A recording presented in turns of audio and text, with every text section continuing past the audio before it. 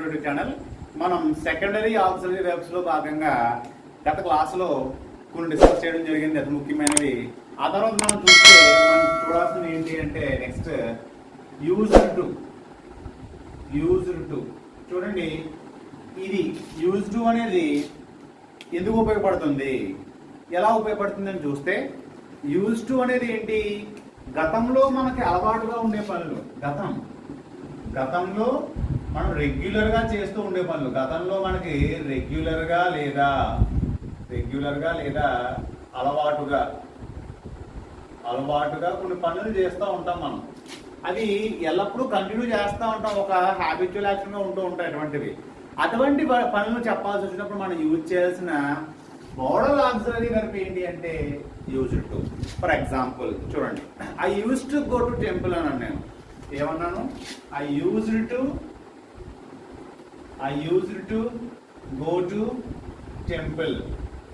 ఇక్కడ ఈ సెంటెన్స్ లో ఏం చూసాను, నేను use to go to temple అన్నాను కదా, అంటే నాకు గతంలో టెంపుల్కి వెళ్ళే అలవాటు ఉంది కానీ ఇప్పుడు టెంపుల్కి వెళ్ళే అలవాటు లేదు. నాకు గతంలో చేస్తూ ఉండేవాడిని, I use to go to temple, అప్పుడులో టెంపుల్కి వెళ్తూ ఉండేవాడిని, కానీ ఇప్పుడు నేను టెంపుల్కి వెళ్ళట్లేదు. నేను ఏం చెప్పాను చూడండి, గతంలో రెగ్యులర్గా అలవాటుగా ఉండే పనులు చేస్తూ ఉంటే మనకి use to modal auxiliary verb use చేస్తామని చెప్పడం జరిగింది. మరి నిన్న మనకి విల్ వుడ్ వచ్చిన టాపిక్ చెప్పినప్పుడు కూడా ఐ వుడ్ అని చెప్పడం గత క్లాస్లో చెప్పడం జరిగింది. వుడ్ కూడా మనకి యూస్ టు కింద ఉపయోగపడుతుంది. అంటే వుడ్ కూడా మనం ఏం చేస్తామంటే గతంలో అలవాటుగా ఉండి చేస్తూ ఉండే పనులు కూడా మనం వుడ్ పెట్టి రాస్తూ ఉంటాం, కానీ వాడుక భాషలో ఎక్కువగా మనకి ఈ యూస్ టు అనేది ఎక్కువగా ఉపయోగిస్తూ ఉంటారండి. ఓకే, అలా కొన్ని ఎగ్జాంపుల్స్ ఏమైనా చూస్తే, మై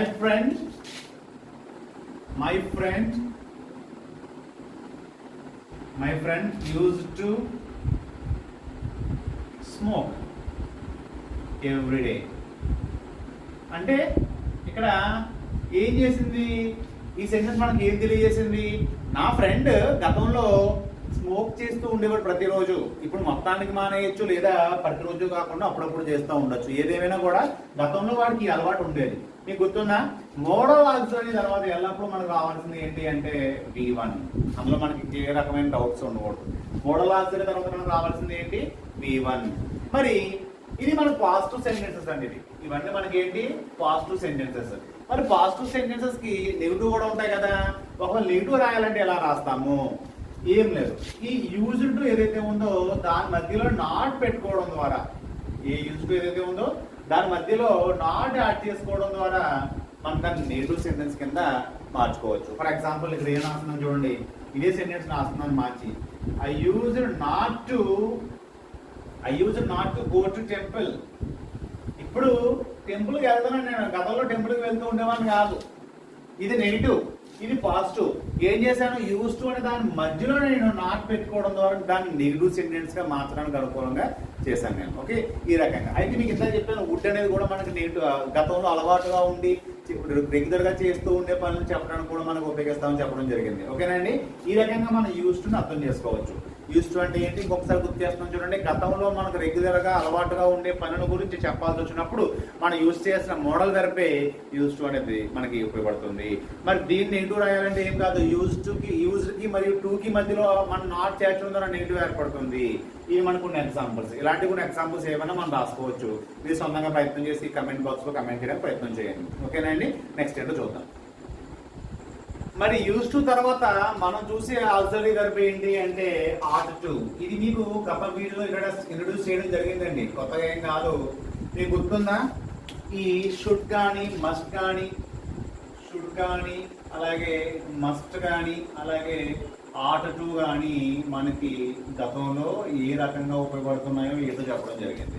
ఈ రెండింటికి మనకి తేడా ఏంటో కూడా చెప్పాను.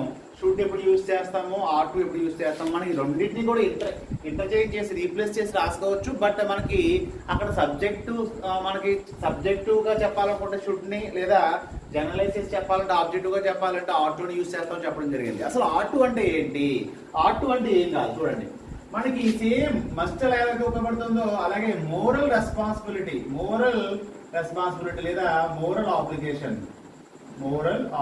మనకు కొన్ని రెస్పాన్సిబిలిటీస్ ఉంటాయి. ఎలా, for example we are to we are to obey our teachers. We are to obey our teachers అంటే ఏంటి? మన యొక్క టీచర్స్ మనం ఫాలో కావాలి, వాళ్ళని మనం follow. We are to follow traffic rules. ఇవన్నీ ఏంటండి మనకి ఫాలో కావాల్సినవి, అంటే ఖచ్చితంగా చేయాల్సిన పనులు ఏవైతే ఉంటాయో, కర్తవ్యం, ఒక బాధ్యత కింద చేయవలసినవి ఏవైతే ఉంటాయో అలాంటి వాటిని మనం ఉపయోగించడానికి ఇది యూజ్ చేసి రాస్తాం. For example we are to obey our teachers. ఇది ఒక ఎగ్జాంపుల్ తీసుకోవచ్చు. లేదా రెండోది చూసుకుంటే we are to follow traffic rules. ఇది ఎవరో చెప్పరండి మనకి, ఇలా చెయ్యి అలా చేయని ఎవరో చెప్పరు, కానీ మనమే మన బాధ్యత కింద తీసుకుని చేయాల్సిన కర్తవ్యాలు కాబట్టి ఇలాంటివన్నిటి కూడా మనం మోనల్ అప్లికేషన్ కింద తీసుకోవచ్చు. అలాంటి సందర్భాల్లో మనం యూజ్ చేసింది ఏంటి? Ought to. ఇది మనకి షుడ్ ఎలా అయితే ఉంటుందో దాని ప్లేస్ లోనే యూజ్ చేసి కూడా రాసుకోవచ్చు. మరి ఇప్పుడు తర్వాత ఇంకేదన్నా ఉన్నాయంటే నెసెసిటీ లేదా రెస్పాన్సిబిలిటీ అని కూడా అనుకోవచ్చు. దీన్నే మనం దీంట్లో తీసుకోవడం రెస్పాన్సిబిలిటీ అని కూడా చెప్పుకోవచ్చు. మరి నెసెసిటీ అంటే ఏంటి? We are to buy books అని అనుకోండి. ఇప్పుడు నేను వి ఆర్ టు లేదా ఐ రాద్దాం ఈసారి. I are to buy books for preparation. మీకు బుక్స్ కావాలి, ఇప్పుడు ఖచ్చితంగా కొనాలి, అది నెసెసరీ. మీరు పుస్తకాలు లేకుండా ప్రిపేర్ అవ్వగలుగుతారండి? అవ్వలేదు. అలాంటప్పుడు మనకు ఖచ్చితంగా ఉండాల్సిన ఏంటి? బుక్స్ ఉండాలి. సో మనం ఎలా చెప్తున్నామంటే I are to buy books. నేను ఇప్పుడు పుస్తకాలు కొనుక్కోవాలి అని చెప్పేసి మీ యొక్క నెసెసిటీని తెలియజేయడానికి ఉపయోగించేదే మోడల్ ఆర్చరీ సరిపోతుంది. అలా ఇంకేమైనా ఉన్నాయని చూస్తే he or to follow his brother. వాళ్ళ బ్రదర్ ఏదైనా సక్సెస్ అయ్యారు అనుకోండి, బిజినెస్ లోను దేంట్లోనూ కూడా, ఆ బ్రదర్ ను ఫాలో అయినప్పుడు మాత్రమే ఆయన యొక్క సక్సెస్ అనేది మనకి వస్తుంది. ఇది ఆయన నెసెసరీ. ఇక్కడ ఆయన సక్సెస్ కావాలంటే ఆయన నెసెసిటీ ఏముంది? ఎవరైతే వాళ్ళ బ్రదర్ చేస్తున్నారో అదే దాన్ని ఆ సిస్టమేటిక్ వేనే ఈయన కూడా ఫాలో అవ్వాలి. కాబట్టి ఇక్కడ అది మనం నెసెసరీగా తీసుకోవచ్చు, లేదా రెస్పాన్సిబుల్గా తీసుకోవచ్చు, లేదా మోరల్ అబ్లిగేషన్ కూడా తీసుకోవచ్చు. ఈ రకంగా ఆర్ట్ మనం అర్థం చేసుకోవచ్చు. మరి అయితే దీన్ని నెగిటివ్ రాయాలంటే ఏం రాయాలి? దీన్ని నెగిటివ్ రాయాలంటే సేమ్ ఈ యూజ్ టు టాపిక్ గుర్తుందా? చూడండి ఇక్కడ సేమ్ అక్కడే మనం నాట్ చేర్చడం ద్వారా, ఆర్ట్ తర్వాత నాట్ చేర్చడం ద్వారా ఏం చేసుకోవచ్చు అంటే దాన్ని నెగిటివ్ సెంటెన్స్ గా మార్చుకోవచ్చు. ఇలా ఉంటే మనకి పాజిటివ్ సెంటెన్స్, ఇలా ఉంటే మన నెగిటివ్ సెంటెన్స్. ఇప్పుడు దీన్ని నెగిటివ్ గా చెప్పాలంటే ఎలా చెప్పచ్చు? We are not to obey our teachers. అంటే మనకి మన టీచర్స్ ని ఫాలో అవ్వాల్సిన అవసరం అయితే లేదు, అది మనం మోరల్ ఆబ్లిగేషన్ కాదు, మోరల్ రెస్పాన్సిబిలిటీ కాదు అని చెప్పే సందర్భాల్లో దీన్ని మనం ఇలా యూజ్ చేసుకుని చెప్పచ్చు. ఇలా ఏదైనా సరే ఆర్ట్ కి టూ కి మధ్యలో నాట్ చేర్చడం ద్వారా అది నెగిటివ్ గా మారిపోతుంది. నెగిటివ్ సెంటెన్స్ అంటే తెలుసు కదండి, ఏదైనా కాదు, కూడదు, లేదు, అవ్వదు, ఇలాంటివి నెగిటివ్ అర్థాన్ని ఇచ్చే, అలాంటి మీనింగ్ ఇచ్చి ఏవైనా కూడా మనకి నెగిటివ్ అవుతాయి. అయితే మనకి క్వశ్చన్ ట్యాక్స్ వచ్చినప్పుడు, లేదా కొన్ని గ్రామర్ టాపిక్స్ వచ్చినప్పుడు కొన్ని నెగిటివ్ అర్థాన్ని ఇచ్చి కొన్ని వర్డ్స్ మీకు ఇంట్రొడ్యూస్ చేస్తాను. For example hardly, seldom, rarely, ఇలాంటివి మనకి నాట్ కానీ నో అని కానీ డైరెక్ట్ కనిపించకపోయినప్పటికీ ఇలాంటి పదాలతో మనకి ఏదైనా సెంటెన్స్ వచ్చాయి అనుకోండి, అవి నెగిటివ్ అర్థాన్ని ఇచ్చే విధంగా ఉంటాయి. మనం నెగిటివ్ గా మనం తీసుకోవాలి వాటిని. ఓకే, అలాంటి సందర్భంలో మన సెంటెన్స్ ఎగ్జాంపుల్స్ వచ్చినప్పుడు మీకు డిస్కస్ చేసి ఎక్స్ప్లెయిన్ చేసి చెప్తాను. ప్రస్తుతం గుర్తుపెట్టుకోవాల్సింది ఏంటి అంటే నెగిటివ్ చేయాలంటే నాట్ పెట్టుకోవడం ద్వారా మనం నెగిటివ్ పెట్టుకోవచ్చు. ఓకేనండి, నెక్స్ట్ చూడండి. ఓకే ఫ్రెండ్స్, అయితే ఆర్టుని మనకి ఇచ్చిన సెంటెన్స్ ఏ రకంగా మనకి ఉపయోగపడుతుందో బేస్ చేసుకొని, అంటే సెంటెన్స్ చదివిన తర్వాత దాని యొక్క ఫంక్షన్ ఏంటో మనకు గుర్తుపట్టి దాన్ని ఇంకో రకంగా సజెషన్ లాగా లేదా అడ్వైస్ గా కూడా తీసుకోవచ్చండి. సజెషన్ లేదా అడ్వైస్ గా కూడా మనం తీసుకోవచ్చు. అంటే అలా ఇప్పుడు ఇదే సెంటెన్స్ నెసెసిటీ అవ్వచ్చు. ఫర్ ఎగ్జాంపుల్ ఇప్పుడు నేను చెప్తున్నాను, you are to buy stationery. You are to buy stationery before going to exams అనే సెంటెన్స్ ఉందనుకోండి, దాంట్లో నేను ఒక సజెషన్ చేశాను మీకు, అది మీకు అవసరం కింద తీసుకోవచ్చు. అప్పుడు ఏమవుతుంది? నెసెసిటీ కింద వస్తుంది. ఈ సెంటెన్స్ తీసుకుంటే ఇక్కడ నేను ఏం చేశాను? Stationery before going to exam. మనకు తెలుసు ఏదైనా ఎగ్జామ్కి వెళ్ళడానికి ముందు మన దగ్గర ఏం పెట్టుకోవాలి? స్టేషనరీ పెట్టుకోవాలి. స్టేషనరీ అంటే ఏంటండి? మనకి ఈ విద్యా సంబంధమైన వస్తువులు ఏవైతే ఉంటాయో వాటన్నింటినీ మనం స్టేషనరీ అంటాం. ఫర్ ఎగ్జాంపుల్ ఎరేజర్, లేదా పెన్, పెన్సిల్, ఇలాంటివన్నింటినీ కూడా మనం ఏమంటాము? స్టేషనరీ అంటాము. అయితే ఇప్పుడు మీకు ఒక క్వశ్చన్ అడుగుతున్నాను, మీకు ఆన్సర్ తెలిస్తే దాన్ని కమెంట్ బాక్స్ లో కమెంట్ చేయడానికి ప్రయత్నం చేయండి. ఓకే, ఇక్కడ నేను ఏ పదం యూజ్ చేశాను? స్టేషనరీ పదం యూజ్ చేశాను కదా. ఇక్కడ చూడండి ఒకసారి, ఇవి మనకు చాలా ఇంపార్టెంట్. ఇలాంటి వాటి మీద కూడా మనకి క్వశ్చన్స్ అడుగుతూ ఉంటారు. స్టేషనరీ అలాగే స్టేషనరీ, ఇది ఈ రెండింటి మధ్య తేడా కనిపిస్తుందా? లేకపోతే ఒకే పదాన్ని రెండు సార్లు వస్తాను అనుకుంటున్నారా? జాగ్రత్తగా అబ్జర్వ్ చేసి చూడండి. ఇక్కడ నేను ఏం చేశాను అంటే ఇక్కడేమో ఈ రాయడం జరిగింది, ఇక్కడేమో ఏ రాయడం జరిగింది. అయితే స్టేషనరీ ఇప్పుడు చెప్పడం జరిగింది. మరి దీనికి ఒక అర్థం ఉంది. ఈ బదులు ఏ పెట్టడం వల్ల కూడా ఒక మీనింగ్ మారిపోతుంది ఒక వర్డ్ కి. అదేంటో ఒకసారి రెండింటిని ఒకసారి కంపేర్ చేసి చూసుకోండి. దాని యొక్క ఆన్సర్ ఏంటో మీకు తెలిస్తే కమెంట్ బాక్స్ లో కమెంట్ చేయడం ప్రయత్నం చేయండి. ఇలా ఏదైనా ఒక సెంటెన్స్ తీసుకుని మనకి ఆప్షన్స్ ఇస్తారండి. ఇప్పుడు ఈ సెంటెన్స్ తీసుకుంటే ఆప్షన్స్ లో మనకి ఆటో అనే దానికి ఆప్షన్స్ లో లేవచ్చు. ఫస్ట్ ఆప్షన్ దాన్ని మోరల్ అప్లికేషన్ కింద, లేకపోతే ఒక అడ్వైస్ కింద, లేకపోతే ఒక నెసెసిటీ కింద, లేదా కొన్ని అంటే మాక్సిమం ఇలా కన్ఫ్యూజన్ గా ఇవ్వడు. ఇస్తే మనకి సెంటెన్స్ ఫంక్షన్ ఏంటి అర్థం చేసుకోగలగాలి. ఇక్కడ సెంటెన్స్ చూస్తే ఏంటి? అదొక అడ్వైజ్. యూ అని చెప్పేసి ఎవరో మీకు చెప్తున్నారు అంటే ఏంటి? ఎగ్జామ్కి వెళ్లే ముందు స్టేషనరీ మొత్తం పట్టుకెళ్ళడం అనేది ఖచ్చితంగా ఉండాలి. అది మీకు అడ్వైజ్, లేకపోతే ఎగ్జామ్ హాల్లో ఇబ్బంది పడాల్సి వస్తుంది. కాబట్టి ఆ రకంగా ఇక్కడ దీన్ని అడ్వైజ్ కింద తీసుకోవచ్చు, లేదా సజెషన్ కింద తీసుకోవచ్చు. ఓకే, R2 అనేది ఈ రకంగా మనం అర్థం చేసుకోవచ్చు. ఓకేనండి, సరే నెక్స్ట్ అవుతాం చూడండి ఫ్రెండ్స్. మనం ఇప్పటి వరకు చూసినవి రెండు ఉన్నాయి. అవి ఏంటి అంటే యూజ్డ్ టు ఒకటి, అలాగే ఆట్ టు ఒకటి. ఈ రెండింటికి నేను ప్రత్యేకంగా రాయడానికి కారణం ఏంటి అంటే చూడండి ఒకసారి. ఇక్కడ ఏం చేశాను నేను? టు అనే ఒక ప్రిపోజిషన్ ఎక్స్ట్రాగా యాడ్ చేసి రాయడం జరిగింది వీటికి. అవునండి, టు అనే ఒక ప్రిపోజిషన్ ఎక్స్ట్రాగా రాయడం జరిగింది. ఇవి ఎలా ఉన్నప్పుడు మనకి మోడల్ వెర్బ్స్ కింద ఉపయోగపడతాయి. ఇలా ఉన్నప్పుడు మనకి ఎలా ఉపయోగపడతాయి? మోడల్ వెర్బ్స్ కింద ఉపయోగపడతాయి. మరి టూ లేకుండా యూజ్ అనే వర్డ్ కూడా మనం మెయిన్ వెర్బ్ కింద తీసుకోవచ్చు. ఇది గుర్తుందా? ఇందాక రాసిన సెంటెన్స్ ఎగ్జాంపుల్ లో ప్రతి చోట కూడా ఈ యూజ్ టు పెట్టిన రాయడం ఏం జరిగింది? Bear infinitive. V1 మాత్రం రాయడం జరిగింది. V1 ని మనం బేర్ ఇన్ఫినిటివ్ అంటాము. బేర్ ఇన్ఫినిటివ్ అంటాము. V1 ని అంటే present form of verb V1 అంటాము. మనం గత క్లాసెస్ లో చెప్పుకోవడం జరిగింది. ఎప్పుడైనా సరే మోడల్ ఆన్సర్ తర్వాత రావాల్సిన మొట్టమొదటి వెర్బ్ ఏంటి అంటే V1. అది మీకు బాగా అర్థం చేసుకోవాలి. అంటే ఇప్పుడు ఫర్ ఎగ్జాంపుల్ నేను I used your car last night అన్నాను. ఇక్కడ అంటే ఇక్కడ ఏంటి? నీ కార్ నేను లాస్ట్ నైట్ యూజ్ చేసుకున్నాను. అంటే ఇక్కడ ఇది మోడల్ వెర్బ్ అయిందా? హెల్పింగ్ వెర్బ్ అయిందా? లేదు. ఏమైంది అంటే మెయిన్ వెర్బ్ అయింది. అంటే మెయిన్ వెర్బ్ తీసుకుంటే యూజ్డ్ అలాగే యూజ్డ్, ఈ రకంగా మెయిన్ వెర్బ్ కింద మనకు రావడం జరిగింది. మనం అర్థం చేసుకోగలగాలి. మన యూజ్ అనే పదం కనిపించింది కదా అని చెప్పేసి ప్రతిసారి దాన్ని మోడల్ వెర్బ్ అనుకోవడానికి లేదు.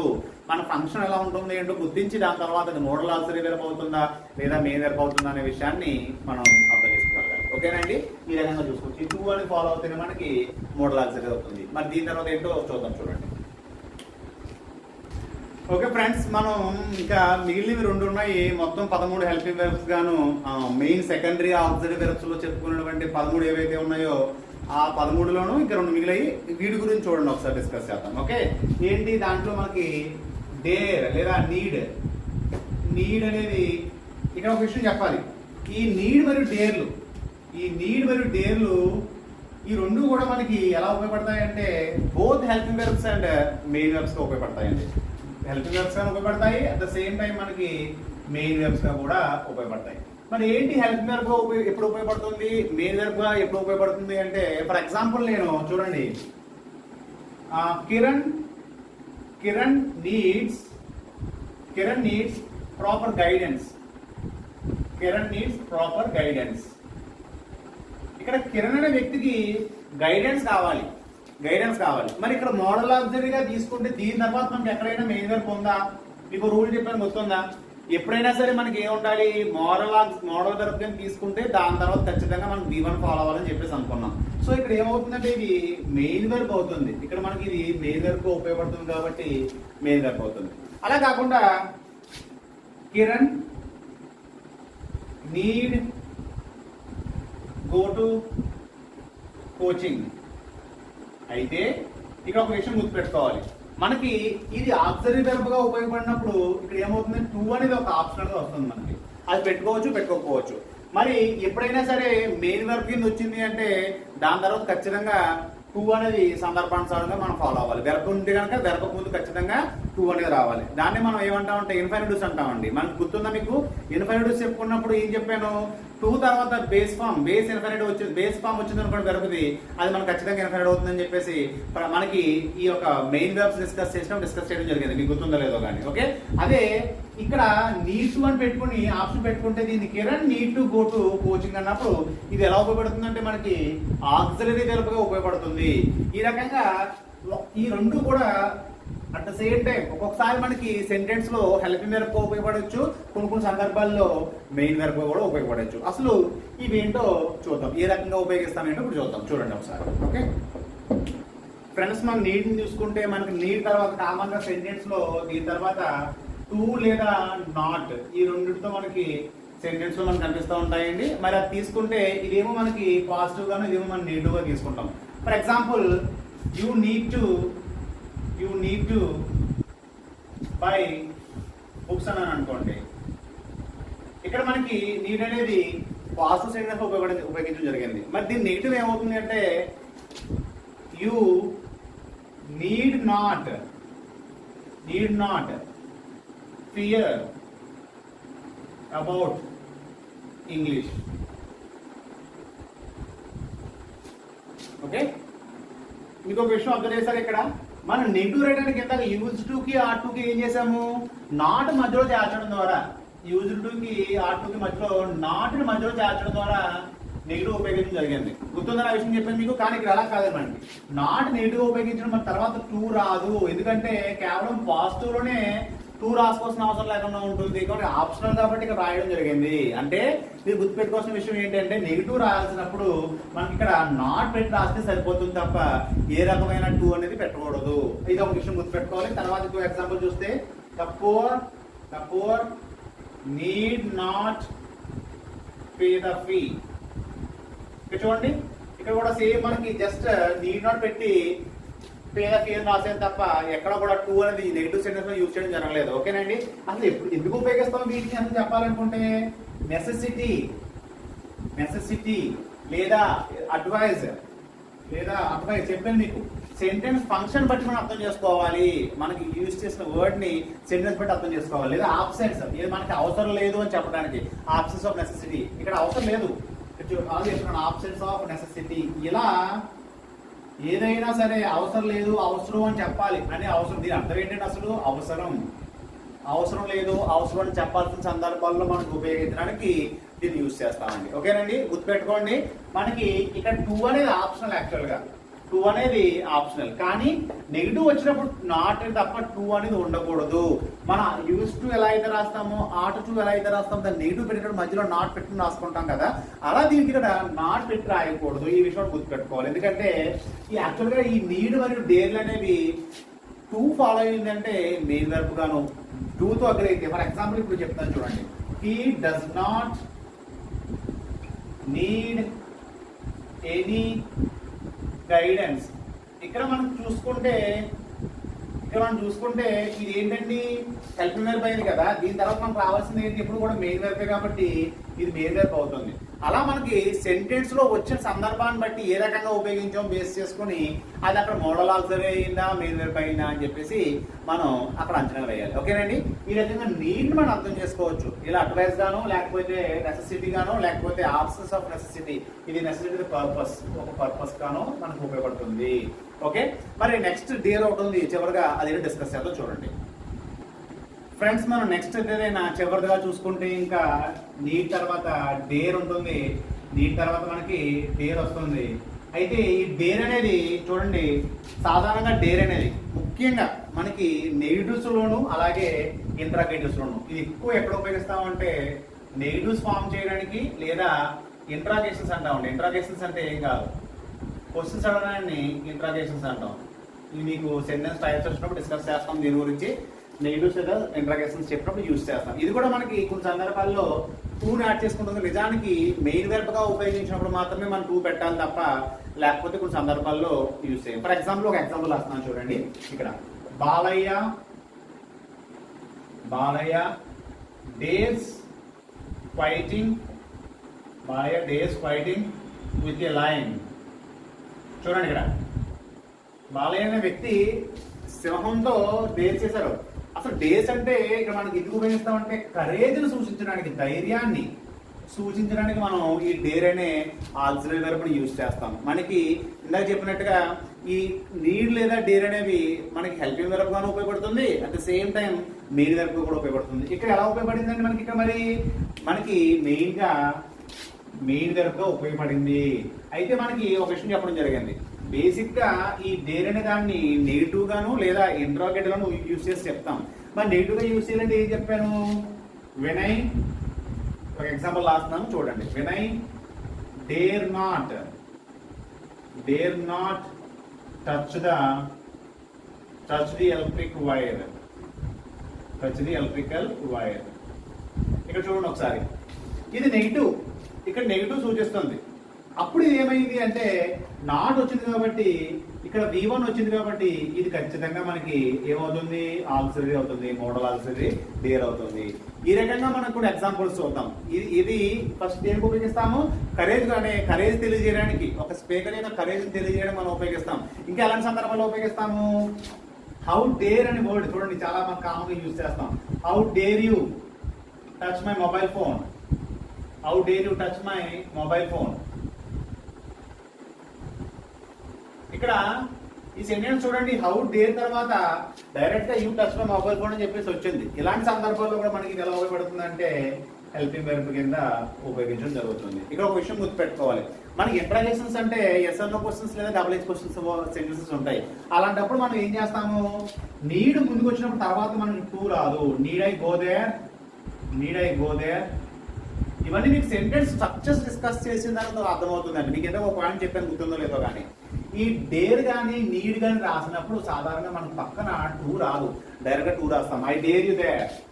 ఎగ్జాంపుల్ చూడండి, ఐ డేర్ యూ దేర్. ఇక మనకు టూ రాదు. ఓకే, ఈ రకంగా మనం డేర్ ని అర్థం చేసుకోవచ్చు. మీరు గుర్తుపెట్టుకోవాల్సిన విషయం ఏంటంటే డేర్ అనేది కరేజ్ అని సూచిస్తుంది. ఇది ముఖ్యంగా మనకి నెగిటివ్స్ అలాగే ఇంట్రాగేషన్స్ మనం చెప్పాల్సిన సందర్భాల్లో ముఖ్యంగా ఉపయోగిస్తాము. నెగిటివ్స్ అంటే ఏం కాదు, నాట్ ఉపయోగించడం ద్వారా మనకు నెగిటివ్ అవుతుంది. ఇంట్రాగేషన్స్ అంటే చివరిలో క్వశ్చన్ మార్క్ పెట్టుకోవడం ద్వారా మనకి అవుతుంది. ఇది కూడా మనకి ఇంట్రాగేషన్ అయిపోయింది. ఎందుకంటే మనం భయపెడుతున్నాం, how dare you touch my mobile phone, నా మొబైల్ ఫోన్ టచ్ చేయడానికి నీకు ఎంత ధైర్యం అని చెప్పేసి మన యొక్క ఆ యొక్క కరేజ్ ని మనం ఎక్స్ప్రెస్ చేయడానికి డేర్ ఉపయోగిస్తాం. ఈ రకంగా నీడ్ మరియు డేర్ మనం అర్థం చేసుకోవచ్చు అండి. ఓకేనండి, మీకు ప్రాక్టీస్ చేస్తే కొన్ని అర్థమవుతాయి. నెక్స్ట్ మన సెషన్లో ఒక టేబుల్ రూపంలో అందించడం ప్రయత్నం చేస్తాను, చూడండి ఒకసారి. ఫ్రెండ్స్, మీకు ఒక చిన్న విషయం చెప్తున్నాను చూడండి. మనకి యూజ్డ్ టు ఆటో టూలో టూ ఫాలో అవుతుంది మనకి హెల్పింగ్ వెర్బ్స్ అని చెప్పినప్పుడు. కానీ కొన్ని సందర్భాల్లో మీరు కొన్ని చోట్ల ఎలా చూస్తారంటే డేర్ టు నీడ్ టు అని చెప్పేసి చూస్తూ ఉంటారు. నిజానికి డేర్ లేదా నీడ్లను మెయిన్ వెర్బ్ గా ఉపయోగించినప్పుడు దాని తర్వాత టూ ఉపయోగించాలి. హెల్పింగ్ వెర్బ్స్ గా ఉపయోగించినప్పుడు మనం టూ ఉపయోగించాము. అది పాజిటివ్ సెంటెన్స్ అయితే. అదే నెగిటివ్ అయినప్పుడు టూ లేకుండా డైరెక్ట్ గా మనం ఏం చేస్తాము? నాట్ పెట్టి రాసేసుకుంటాము. ఈ విషయం కూడా మనం డిస్కస్ చేయడం జరిగింది. అలాగే ఎస్ఆర్ నో క్వశ్చన్స్ చెప్పాల్సి వచ్చినప్పుడు కూడా ఏం చేస్తాము అంటే ఇందాక ఒక ఎగ్జాంపుల్ రాయడం జరిగింది. ఏంటి? Need I go there. ఇక్కడ చూడండి, మీకు ఎక్కడ టూ కనిపిస్తుందా? ఒకవేళ మీరు టూ రాశారనుకోండి, need I to go there అని రాశారనుకోండి, ఇది సెంటెన్స్ తప్పు. ఎందుకు? మనకి ఎట్టి పరిస్థితుల్లోనూ కూడా నీడ్ తర్వాత ఒక ఇంట్రాగేటివ్ సెంటెన్సెస్ అంటే ఎస్ఆర్ నో క్వశ్చన్ లో మనకి ఫామ్ చేసేటప్పుడు మనకి నీడ్ మోడల్ ఆబ్జెక్ట్ యూజ్ చేసిన తర్వాత సబ్జెక్ట్ తర్వాత టూ అనేది రాదు. అని ఇందాక చెప్పిన విషయం కూడా గుర్తుపెట్టుకోండి. టూ అనేది ఆప్షనల్ మాత్రమే. కొన్ని గ్రామర్ బుక్స్ లో నీడ్ టు ని డైరెక్ట్ గా మోడల్ ఆబ్జెక్ట్ అని చెప్తున్నారు. కానీ స్టాండర్డ్ బుక్స్ తీసుకుంటే మనకి మెయిన్ వెర్బ్ గా ఉపయోగించినప్పుడు మాత్రమే ఈ నీడ్ మరియు డేర్ తర్వాత టూ వస్తుంది.